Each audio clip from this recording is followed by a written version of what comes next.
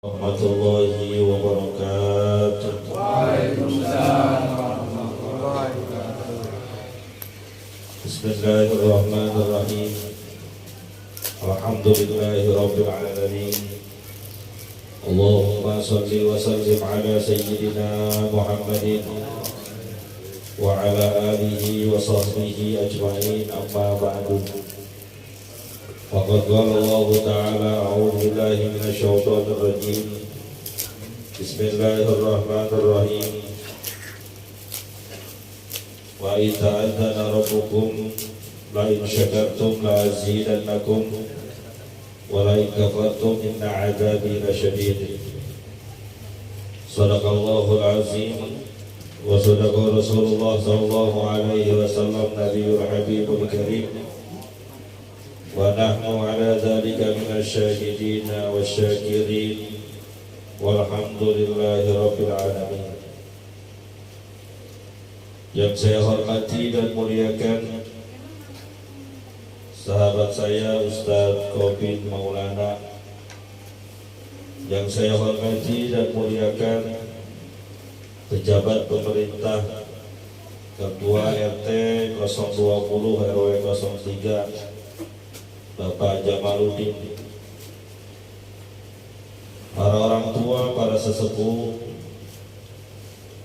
para tamu undangan, wabil khusus tuan rumah yang mengundang kita malam hari ini dalam rangka acara tasyakuran dan akikah Ananda Abdillah Abgari Agam. Betul, kita doakan yang diakikahkan ini kelak menjadi anak yang soleh, anak yang berbakti kepada kedua orang tuanya, berguna bagi agama bangsa negaranya. Amin ya rabbal alamin.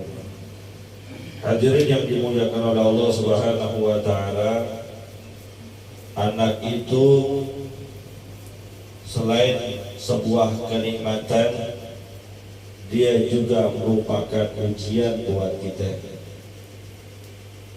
Allah Subhanahu wa ta'ala firmankan, innama amwalukum wa auladukum fitnah. Sesungguhnya harta-harta kalian dan juga anak yang kalian miliki adalah ujian dari Allah Subhanahu wa ta'ala. Gara-gara harta orang bisa mulia, dan gara-gara harta juga orang bisa menjadi hina. Mulia seandainya dengan harta itu dia bisa mendekatkan diri kepada Allah, dan hina seandainya dengan harta itu dia semakin jauh dari Allah. Ada orang yang dititipkan amanat kekayaan oleh Allah, dia cari uangnya, hartanya siang dan malam, dia cari yang halal. Sudah gitu, dengan hartanya dia mendekatkan diri kepada Allah. Dia sedekahkan, dia infakkan, dia berbagi kepada orang-orang yang membutuhkan. Dan harta yang dicari itu tidak membuat dia lupa kepada Allah. Harta yang dia cari justru membuat dia semakin dekat kepada Allah Subhanahu wa ta'ala. Maka yang begini berarti harta yang dimiliki mendatangkan redha dan mulianya dia di sisi Allah Subhanahu wa ta'ala. Tapi berapa banyak orang yang gara-gara harta kekayaan, gara-gara uang membuat dia hina di mata Allah. Dia cari harta yang tidak halal, dia cari harta yang haram, jual barang-barang haram, melakukan perilaku-perilaku yang haram, berjudi misalnya. Ada nggak orang Islam yang suka main judi? Pak, ada nggak di sini yang suka main judi? Kagak ada sih, cuma nonton bola kemarin Piala Dunia, taruhan cepet-cepet. Megangnya Prancis. Walaupun cuma 50.000, walaupun cuma 10.000, itu adalah harta yang haram, yang mengundang murkanya Allah, yang mengundang laknatnya Allah. Ada juga orang yang gara-gara harta kekayaan semakin jauh dari Allah. Dia cari duit dari gelap ketemu gelap lagi, dari pagi sampai malam. Dia tinggalkan sholat zuhurnya, dia tinggalkan sholat asar, maghrib, isyaknya, cuma gara-gara urusan duit. Dikejar-kejar rupiah, dikejar-kejar harta kekayaan. Azan berkumandang, dia bodo amat. Memanggil Allah Subhanahu wa ta'ala melalui suara muazzin, hayya 'alas shalah, hayya 'alal falah. Ayo menuju sholat, ayo menuju kemenangan. Tetap aja sibuk dengan urusan kerjaannya. Yang gojek tetap gojek, yang nungguin tarikan online tetap dipantang HP-nya, yang kerja di depan laptop tetap di depan laptopnya, yang lagi ada urusan bisnis tetap dengan bisnisnya, yang lagi jualan tetap dengan jualannya.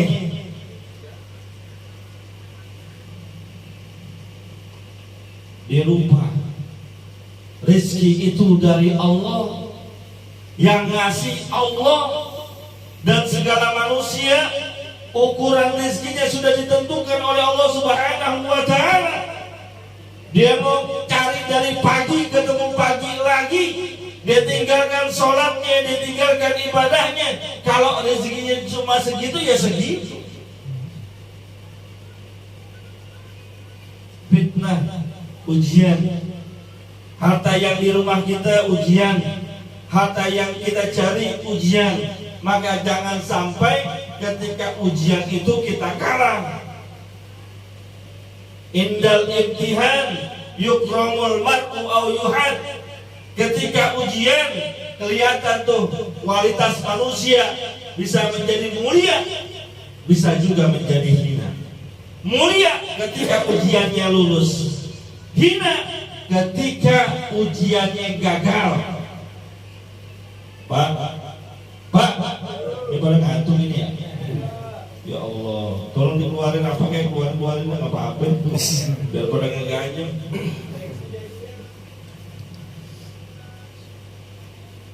Lalu Allah Subhanahu wa ta'ala firmankan lagi, yang namanya ujian itu bukan hanya harta kita juga. Wa auladukum, anak-anak yang kami titipkan itu adalah ujian.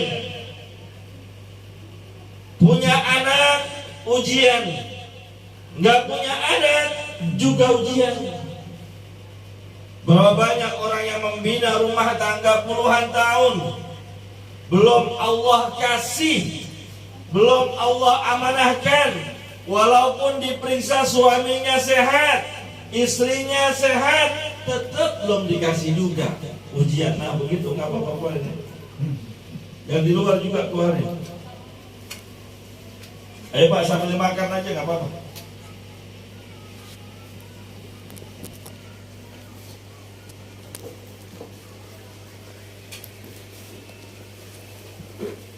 Dikasih anak ujian, nggak dikasih anak juga ujian. Saya nggak ngomong jauh-jauh dah. Saya punya adik saya itu sudah belasan tahun menikah, belum punya anak. Segala macam cara udah dicoba, program hamil dijalani, bayi tabung juga dijalani, tetap belum membuahkan hasil. Ketika gagal dalam proses menjalani bayi tabung, itu kan nggak murah Pak. Sampai dah itu ukuran kira-kira jual kontrakan 1 petak. Sempat tergoncang hatinya. Ya Allah, udah belasan tahun nikah, nggak ada masalah, segala macam udah dicoba, duit udah dikeluarin, masih belum juga, mau ngapain lagi sih ya Allah? Tuh dia. Saya bilang jangan begitu. Tetap usaha jalan terus, pasrahkan kepada Allah. Kalau memang belum Allah takdirkan, jangan protes. Karena salah satu konsekuensi kita mengaku beriman kepada Allah, mengaku beriman kepada takdir Allah, harus percaya, harus menerima segala macam bentuk takdir Allah, sekalipun takdir itu nggak ngenakin buat kita. Pak, aku beriman gak sama Allah? Beriman gak sama Allah? Pak, beriman gak sama Allah? Beriman. Beriman gak sama takdir Allah? Beriman. Benar. Ya. Konsekuensinya apapun yang Allah takdirkan buat kita, walaupun gak ngenakin, terima. Siap. Siap. Siap kalau besok rumah kita diambil orang. Siap gak? Benar.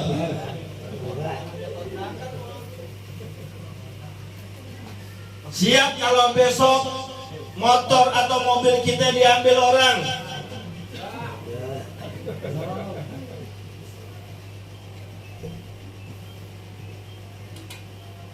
Siapa yang siap Pak Ustaz? Carinya capek-capek, ngumpulin dari dikit-dikit ketemu DP, habis ketemu DP ambil cicilan 3 tahun, udah jalan 2 tahun setengah, hilang. Maka kalau orang percaya takdir kepada Allah, takdirnya Allah, walaupun gak ngenakin buat dirinya, terima dengan ikhlas.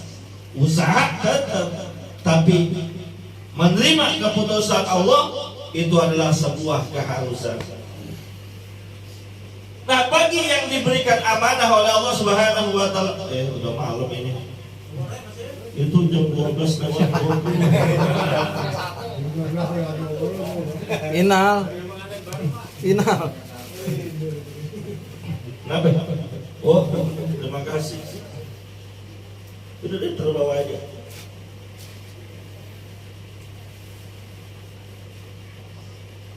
Ngaco itu ngaco. Nggak, saya ngeliat dia kaget jam 12 sama 50 Pak. Oh begitu. Bagi yang diamanahkan oleh Allah Subhanahu wa taala seorang anak, ingat itu amanah dari Allah. Yang anak namanya amanah adalah titipan. Yang namanya titipan harus dijaga, harus dirawat, harus dibina, harus dididik. Kita punya tetangga nih, mau pulang kampung. Sebelum berangkat pulang kampung, nitipin motor ke kita. Pak, saya mau pulang kampung ya, tolong titip motor barang 1 minggu saya mau pulang kampung. Iya, nanti saya jaga. Pulang dari kampungnya, motornya spion hilang 2, ban kurang 1. Marah nggak kira-kira? Kenapa marah? Amanahnya tidak dijalankan. Yang namanya amanah itu adalah titipan, harus dijaga. Begitu pula Allah Subhanahu wa taala ketika menitipkan kita seorang anak, itu adalah amanah, kudu dijaga, kudu dirawat. Tugas kita sebagai orang tua bukan hanya sekedar membesarkan anak, tapi memberikan didikan-didikan yang sangat luar biasa agar anak itu bermanfaat buat dirinya sendiri, manfaat buat orang tuanya, juga manfaat buat agama dan bangsa juga negaranya. Tapi masalahnya membuat anak seperti itu bukan simsalabim, abrakadabra, tahu-tahu jadi anak yang soleh ataupun soleha, nggak bisa. Membutuhkan proses, dan prosesnya itu panjang. Dari awal kita berproses. Pak, pengen punya anak yang soleh, Pengen apa kagak? Yang jawab di kita amat ini. Semua kita yang namanya orang tua pengen anaknya soleh ataupun soleha. Tapi soleh dan solehanya anak nggak bisa abrak-kadabra, harus ada prosesnya. Maka dalam kitab Tarbiyatul Aulad, bagaimana cara mendidik anak, di antara prosesnya itu selain memiliki pasangan yang soleh dan soleha. Jadi kalau pengen punya anak yang soleh ataupun soleha, orang tuanya kudu soleh dan soleha dulu. Ma fil aba fil abna. Apa yang ada di bapak, insya Allah nurun ke anak. Kalau bapaknya rajin ke masjid, insya Allah anaknya nular. Kalau bapaknya rajin hadir di majlis taklim, insya Allah anaknya nular. Tapi kalau bapaknya jarang ke masjid, jangan harap anak gampang ke masjid. Kalau bapaknya malas hadir di majlis ilmu, jangan harapkan anak bisa melangkah dengan mudah ke majlis ilmu. Anak mah bagaimana bapak? Kalau bapaknya kalong, anaknya kampret. Bapaknya nyolong, anaknya Kampret. begitu dah, nyopet. Bapaknya nggak rajin ke masjid, susah. Anaknya bawa ke masjid, susah. Sekalinya dibawa, main lato-lato. Beneran bocah itu. Mana Jumatan. Orang khotib. Saya udah alhamdulillah. Tek. Ini bocah siapa ini ya? Usut punya usut, bapaknya kagak ada di masjid. Kitanya dulu kudu soleh, ibunya dulu harus soleha, kitanya dulu kudu bener supaya anak kita jadi bener. Kita bener aja belum tentu anak kita bener. Kita rajin banget ke masjid, hampir tiap hari ke masjid. Emang nggak buat masjid, tiap hari ke masjidnya. Rajinlah kita ke masjid. Anak kita kalau nggak kita biasain, nggak kita ajak, nggak kita tenteng, nggak bakal tuh. Yang bapak ibunya soleh dan soleha aja belum tentu melahirkan anak yang soleh dan soleha. Apalagi yang bapak ibunya masa bodoh terhadap agamanya, siap-siap anaknya nggak akan jauh dari itu. Yang kedua, kasih pupuk yang cakep, kasih makanan yang halal, penting tuh. Nabi kita Muhammad SAW bersabda, kullu lahmin nabata min haramin fannaru aula. Setiap daging yang tumbuh yang berasal dari barang yang haram, maka dia lebih pantas masuk ke dalam neraka. Kita punya anak, sayang sama mereka itu, tapi kita jejelin, kita kasih makan dari barang-barang yang haram. Boleh nipu, boleh nyolong, boleh ngebohongin orang. Oh Pak Ustaz, saya dapat uangnya dari kontrakan. Kontrakannya dari mana? Dari tanah warisan orang yang saya ambil. Ya haram. Nah, warisan orang. Duit taruhan, kasih makan anak, siap-siap. Pokoknya kalau ada barang haram masuk ke dalam tubuh kita, siap-siap kata ulama, badan kita berat, susah diajak ke masjid. Bahkan ada seorang ulama, saya baca sirahnya, sejarahnya, Suatu ketika ini namanya ulama, selain ilmunya tinggi, mengamalkan amalan agamanya luar biasa. Hampir tiap malam dia tahajud. Sama bapak-bapak di sini hampir tiap malam tahajud. Nah, suatu ketika malam itu dia nggak bisa bangun tahajud. Bangunnya kesiangan, sudah hampir subuh. Ini ulama menyesal. Kenapa bisa nggak tahajud? Padahal malam-malam kemarinnya tahajud gampang, jam 2 bangun. Enteng dia ngerjain tahajudnya. Nah, malam itu dia bangun udah hampir subuh. Selepas subuh dia bertafakur, nangis terseduh-seduh. Kenapa malam itu dia nggak bisa tahajud? Tahajud doang, Pak, dia tinggalin. Kita kayak gitu kan, Pak? Kayak gitu nggak kita? Malam tahajud nggak malam? Hah? Enggak. Itu kan ulama Pak Ustadz, saya kan orang biasa. Yang namanya fadilah keutamaan tahajud itu bukan buat ulama doang, buat kita orang biasa juga dapat keutamaan tahajud. Wa minal laili fatahajjad bihi nafilatan lak asa ayyam ataka rabbuka maqaman mahmuda. Kalau orang rajin bangun tahajud, Allah akan membangunkan buat dia tempat makom yang terpuji. Akhirnya selidik punya selidik. Pada siang hari sebelum malam dia tidur, dia makan makanan hadiah dari tetangganya. Dikirim makanan dari tetangganya, ternyata makanan yang dikirim itu bersumber dari barang yang haram. Ini tetangganya entah nyolong, entah nyopet, entah nipu, dapat bonus uang luar biasa, dibagi-bagi makanan ke tetangganya, ternyata dimakan oleh ulama tadi, efeknya luar biasa. Sekarang balik ke kita.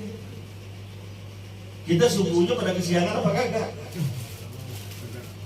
Biarin gak apa-apa. Gak apa-apa, semakin banyak keringat yang ngocor, berarti semakin cepat ceramahnya. Pak, saya tanya nih, subuh pada kesiangan apa kagak? Sekarang dasarnya dulu dah, sholat subuh nggak? Subuh tengah doang yang jawab. Sholat subuh apa kagak? Jam berapa? Jam 6.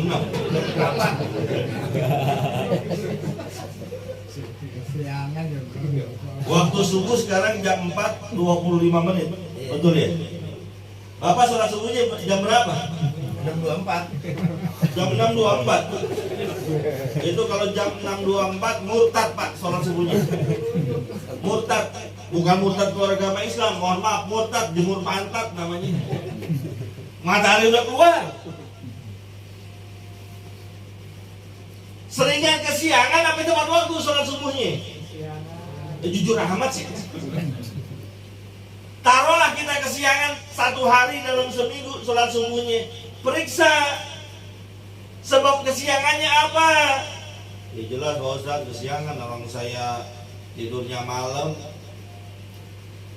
Bukan itu mah sebab dunia. Bisa boleh jadi subuhnya kita kesiangan karena ada barang haram masuk ke dalam tubuh kita, sehingga tubuh kita berat untuk diajak ibadah. Itu kuncinya. Makanya ulama-ulama kita dulu apik, waro, ifah, dijaga tuh tubuhnya, dijaga badannya dari makan sesuatu yang haram. Sampai kita temukan riwayat cerita Imam Abu Hanifah, selain seorang ulama, dia seorang saudagar, pernah menjual bahan pakaian yang harganya kelebihan. Akhirnya karena nggak mau dianggap nipu, uang hasil penjualannya disedekahin ke orang.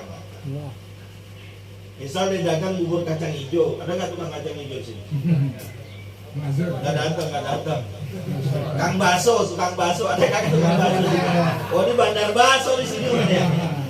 Kang Baso nih, ya. Karena dia merasa bahan baksonya kurang bagus, modalnya jadi murahan, maka dia jual seporsinya 10.000. Biasanya 20.000 dia jual. Karena ini bahannya kurang bagus, dia campur dengan daging yang kurang bagus, dia turunin harganya. Dia pesen nih sama yang bantuin, tolong nanti jualnya jangan 20.000, jual 10.000 aja. Kenapa? Biasanya kan jual 20.000. Iya, biasanya jual 20.000 karena bahannya bahan bagus, dagingnya daging pilihan. Sekarang jual 10.000 aja karena bahannya campuran, nggak bagus. Oh baik. Nyampe pangkalan, pelanggan udah nungguin. Ini orang suruhannya nggak inget dengan amanah dari bos baksonya. Nyampe orang biasa beli 20.000 dijual aja 20.000. Habis tuh bakso 20.000. Taruhlah 100 porsi. 20.000 kali 100 porsi berapa? 2 juta. 2 juta. Bawa pulang 2 juta nih anak buah. Bos, dagangan kita laku keras habis. Mana duitnya? Nih 2 juta. Kira-kira bosnya girang apa sedih? Girang. Hah? Girang. Sedih? Kenapa sedih? Hah? Amanah kalau jalanin. Apa iya kayak gitu?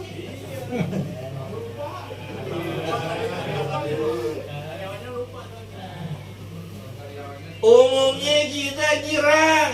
Girang. Seharusnya jual 10.000, terkumpulnya 1 juta.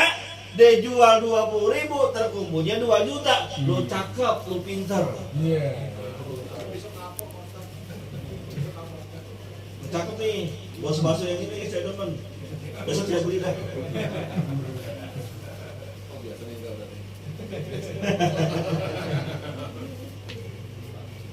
Imam Abu Hanifah tuh kayak gitu.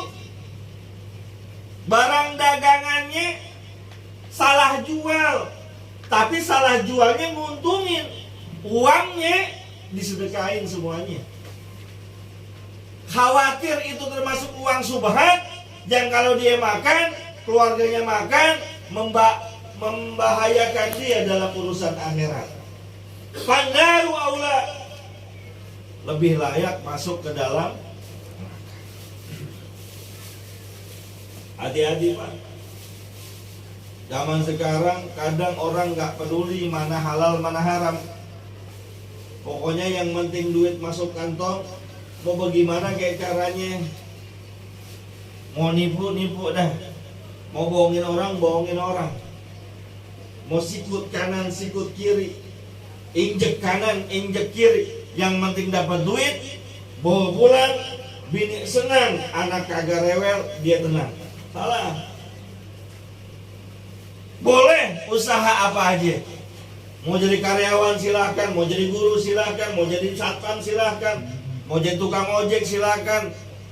Nggak apa-apa, itu halal. Mau dagang bakso silakan, mau dagang apa aja silakan, yang penting dagangnya halal. Dagang sih, dagang yang haram. Dagangnya yang diisep bikin ngefly. Dagang cimeng, ada juga cimeng. Tahu Pak cimeng? Tahu ya? Sekarang cimeng diketeng lagi. Paket Paketan. ekonomi, astagfirullah. Paketan. Ini saya beneran ini. Saya kan siang itu ngajar di sekolahan. Itu was-was banget. Jadi ada orang-orang yang mengedarkan itu paketnya paket pelajar. Kalau satu am biasanya dijual 30.000, Ustaz tahu-tahuan. Ya lu diem aja namanya gue ceramah, lu diem aja. Dijual satu paket goceng, dapat setengah linting. Awas nih, ini dagangan gampang laku, duit banyak, tapi haram. Yang kayak gitu kita bawa pulang ke keluarga kita, dimakan anak kita, dimakan istri kita, siap-siap tuh bini bakal ngelawan, tuh anak nggak bakal jadi anak soleh. Yakin lah. Kenapa? Dasarnya haram. Diajak ibadah susah. Dibangunin subuh ngamuk-ngamuk. Diajak untuk ngaji berat. Kenapa? Bawaannya adalah sesuatu yang haram. Yang ketiga, tanamkan pendidikan agama sejak sedini mungkin, sejak awal. Makanya lihat dalam Islam tuh, ketika bayi dilahirkan, sunnahnya diapain? Azanin. Azan telinga kanan, qomat telinga. Supaya apa? Supaya yang pertama kali didengar oleh jabang bayi adalah lafzul jalalah, kalimat tauhid, la ilaha Illallah. Itu pendidikan. Indra manusia yang pertama kali berfungsi ketika terlahir ke dunia, pendengaran. Makanya konsepnya dalam Islam, inna sam'a wal basara wal fuada kullu ulaika kana anhu mas'ula. Sesungguhnya pendengaran, penglihatan, hati semuanya akan diminta pertanggungjawaban. Yang pertama kali kata ulama disebutkan adalah pendengaran, karena yang pertama kali berfungsi dari organ manusia pendengaran. Azanin, walaupun udah telat, lagi lahir, bapaknya lagi pulang ke rumahnya, balik-balik sore, udah telat, ajanin nggak apa-apa. Boleh nggak Pak Ustadz? Ajarnya pakai HP aja. Zaman sekarang zaman canggih. Kenapa emang bapaknya kagak bisa ajar? Bapaknya kagak bisa ajar. Orang Islam kagak bisa ajar. Ini pada bisa ajar kan ya? Bener-bener bisa ajar nih. RT20 kan? Besok bikin lomba ajar deh. Ajar aja di masjid. Emang ajar di masjid. Bikin lomba azan. Yakin gak ada yang ngikut? Ya, di saya tuh, di atas saya, atas 13, 17-an kemarin saya bilang bikin lomba azan. Boleh dari RT 13, boleh dari RT 12, boleh dari RT 20. Hadiahnya spesial dari saya. Sampai injury time kagak ada yang ngomong. Coba bikin lomba gaple. Bukan moy.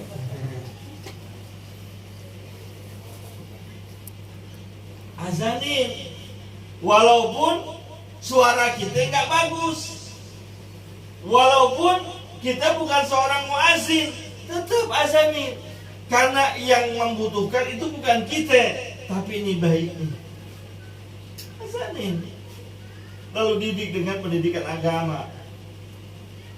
Kalau dalam Islam itu ada namanya tahnik. Tahnik itu dikunyahkan makanan yang manis. Kalau Rasulullah contohkan tuh korma, karena memang budaya makan di sana adalah korma. Dikunyahkan sampai halus, lalu disuapkan ke mulut bayi, tempelkan ke langit-langit atasnya. Kenapa? Supaya itu bayi mendapatkan ludahnya orang soleh, membawa keberkahan. Ini jarang orang praktekin, jarang juga yang orang tahu. Ini bayinya yang akikah udah gede, masih kecil. 2 tahun. 2 tahun. Dulu waktu bayi ditahnik nggak? Iya. Di mana? Baru kemarin. Ditahnik? Iya. Di mana sama siapa? Sama Habib Alwi. Apa? Tahnik pakai duren kalau perlu nggak apa-apa. Bukan. Kemarin ponakan saya tahnik pakai duren.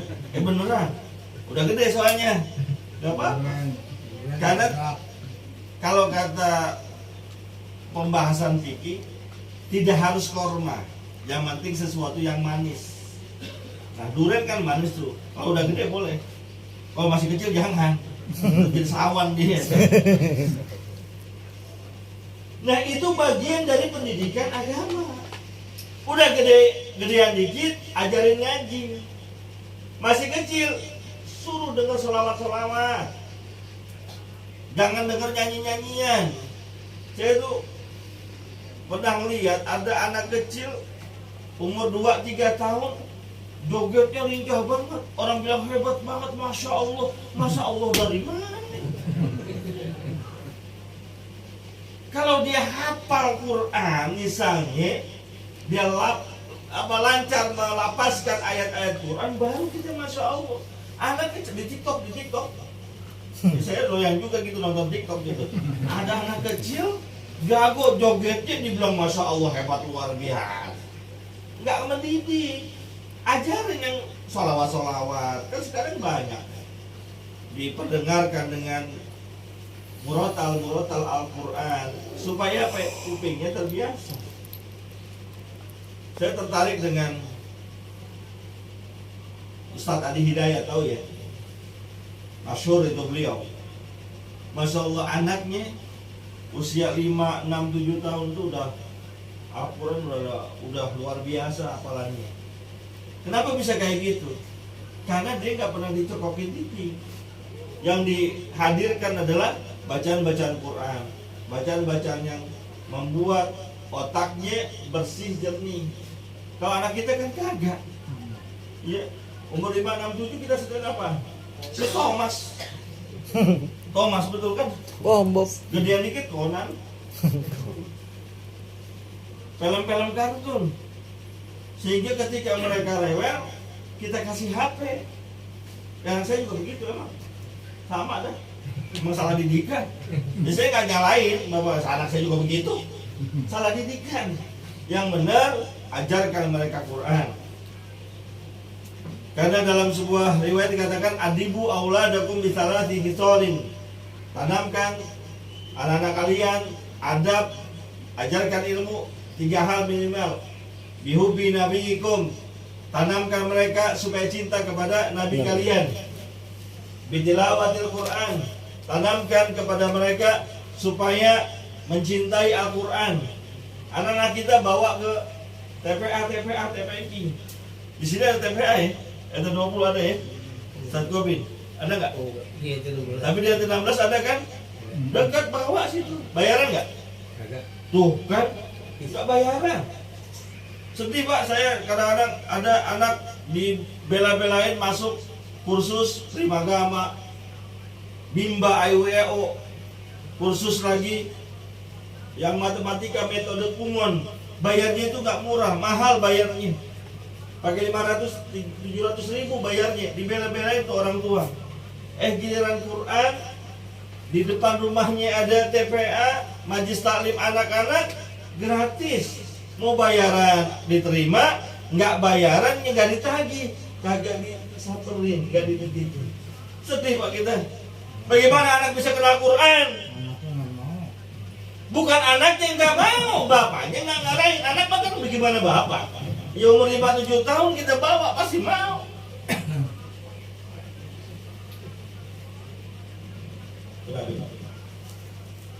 Pamit duluan. Udah kelamaan kali ya? Oh lewat tuh. Udah lama belum? Di jam berapa ini? Jam setengah 1. Sampai jam berapa? Jam 3. Saya enak untuk minum apa? Saya diri belum minum apa? Ini belum dibuka, masih segel ini tuh, beneran. Air putih lagi. Dia nggak tahu kalau Ustadz doyan kopi ya. Enggak, cuma ngasih tahu doang. Lihat. Orang Islamnya sendiri yang nggak peduli dengan agamanya. Padahal tuh orang tua nanti bakalan nyesel ketika dirinya masuk ke dalam lubang kubur. Nggak ada dari anaknya, dari cucunya yang bacain Quran, ngirimin pahala buat dirinya. Nggak ada, kenapa? Nggak ada, karena emang anaknya, cucunya nggak bisa baca Quran. Kenapa nggak bisa baca Quran? Karena bapaknya kagak ngajarin. Karena bapaknya nggak bawa anaknya, cucunya ke tempat-tempat lembaga pendidikan Quran. Bawa dong, gratis kok. Artinya sekalinya pun bayar TPA nggak mahal. Ustadz Gobin tuh sore Ustadz ya, sampai malam nggak dipungut bayaran. Bayaran silahkan diterima, nggak bayaran juga nggak apa-apa. Pantas Ustadz Gobin badannya segitu-gitu aja. Yang ngaji nggak ada yang bayar. Beliau teman saya dulu, sama-sama muda kita nuntut ilmu lumayan jauh tuh di Prapanca ya. Tapi badan beliau Sejak saya kenal sampai sekarang segitu-gitu aja. Guru TPA yang bayaran kagak. Saya agak mendingan dikit. Ceramah. Apa iya ceramah nggak dibayar? Emang ada orang ceramah nggak dibayar? Nggak tahu kalau di sini.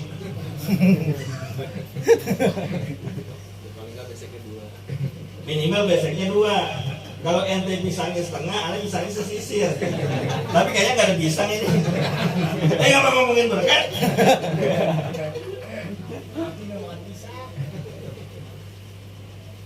Nabi nggak makan pisang.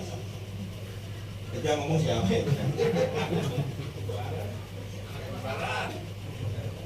Ya Pak, anak kita ayo dah bawa ke TPA, bawa ke TPQ. Itu nanti itu anak bisa jadi sebab kita ke sorga, bisa menjadi sebab kita ke neraka. Terakhir sebagai sebuah penutup, ada sebuah riwayat yang menceritakan ada 2 orang tua suami istri, itu amalannya cakep, ibadahnya cakep, pontenannya ibarat anak sekolahan 9-10, sehingga pantas dimasukkan ke dalam surganya Allah Subhanahu wa Ta'ala. Ketika akan dibawa menuju surganya Allah, tiba-tiba di tengah jalan dihalangi oleh satu anak. Anak ini berkata, "Ya Rob, saya minta keadilan." "Apa keadilan yang kamu minta?" Kata Allah Subhanahu wa Ta'ala, "2 orang ini adalah ayah dan ibu saya. Mereka engkau takdirkan masuk ke dalam surga karena amal ibadahnya yang luar biasa. Tapi ya Rob, mereka orang baik, rajin ibadah, tapi saya anaknya nggak diurusin agamanya. Saya nggak sholat, nggak diomelin sama ayah ibu saya. Saya nggak bisa baca Quran, ibu saya, bapak saya, karena emang nggak pernah bawa ke tempat-tempat pendidikan Al-Quran. Saya buta agama gara-gara ayah dan ibu saya. Terus mau kamu apa? Kalau orang tua saya bisa masuk surga, sementara saya dimasukkan ke dalam neraka, nggak adil ya Allah. Saya masuk neraka gara-gara ayah dan ibu saya. Saya minta keadilan. Kalau saya masuk ke dalam neraka, maka ayah dan ibu saya harus ke neraka juga. Karena sebab mereka, saya nggak kenal agama saya." Maka takdir Allah berbicara lain. Sekeluarga kumpul di nerakanya Allah Subhanahu wa Ta'ala. Bapaknya di situ, ibunya di situ, anaknya di situ. Pertanyaannya, kita sayang nggak sama keluarga kita? Sayang bener. Nanti di akhirat pengen ngumpul lagi nggak sama keluarga kita? Pengennya ngumpul di neraka atau di surga? Kalau pengen ngumpul di surga, dari sekarang perbaiki diri kita, perbaiki kualitas agama anak keturunan kita. Mudah-mudahan Allah redho dan ditempatkan di surganya Allah Subhanahu wa Ta'ala. Hadirin yang dimuliakan oleh Allah Subhanahu wa Ta'ala, gak banyak yang ingin saya sampaikan, ini saja. Kita baca suratul Fatihah. Mudah-mudahan yang diakikahkan pada malam hari ini Allah jadikan anak yang soleh, anak yang membahagiakan orang tuanya, jadi anak yang bisa mengantarkan orang tuanya menuju surga Allah Subhanahu wa Ta'ala. Dan kita doakan juga anak-anak kita, keturunan kita menjadi orang-orang yang enak dipandang mata, qurratu a'yun, yang dengan mereka menjadi sebab masuknya surganya Allah Subhanahu wa Ta'ala. Sambil kita mendoakan ayah dan ibu kita, keluarga kita, kakek nenek kita yang telah meninggal dunia, semoga mereka semua diampuni segala dosa dan kesalahannya oleh Allah Subhanahu wa Ta'ala, ditempatkan di surganya. Al-Fatihah.